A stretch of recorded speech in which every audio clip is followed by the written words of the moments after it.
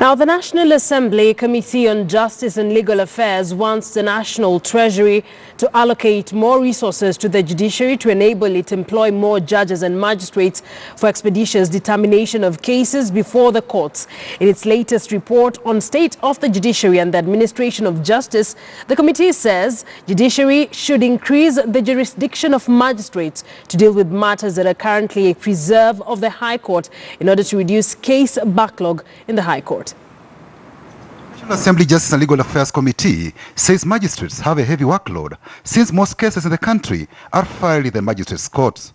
The 2017-2018 report of the State of Judiciary and the Administration of Justice states that the judiciary has employed 500 magistrates out of the approved establishment of 1,200, thus leaving a shortfall of 700 magistrates. In the 2017-2018 financial year, a total of 400,200 cases were filed in the judiciary. Out of these, 283,800 were criminal cases, while 118,400 were civil cases. During the period under review, 370,400 cases were concluded, which comprised 243,800 criminal cases and 126,600 civil cases.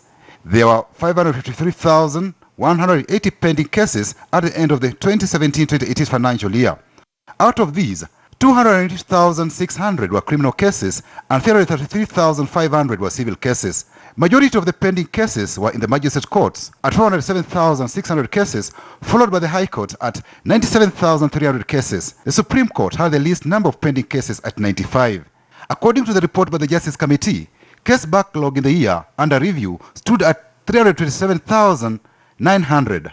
Out of these, 205,700 cases were aged between 1 and 3 years. 84,600 cases were aged between 3 and 5 years. 82,500 cases were aged over 5 years. The Magistrate and High Court had the highest case backlog at 260,600 and 72,200 respectively.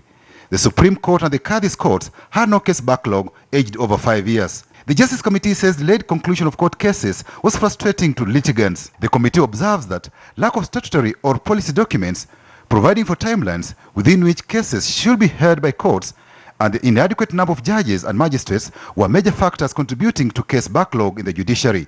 Consequently, the committee recommends that the judiciary should propose legislation providing for statutory timelines within which cases should be heard and determined by courts.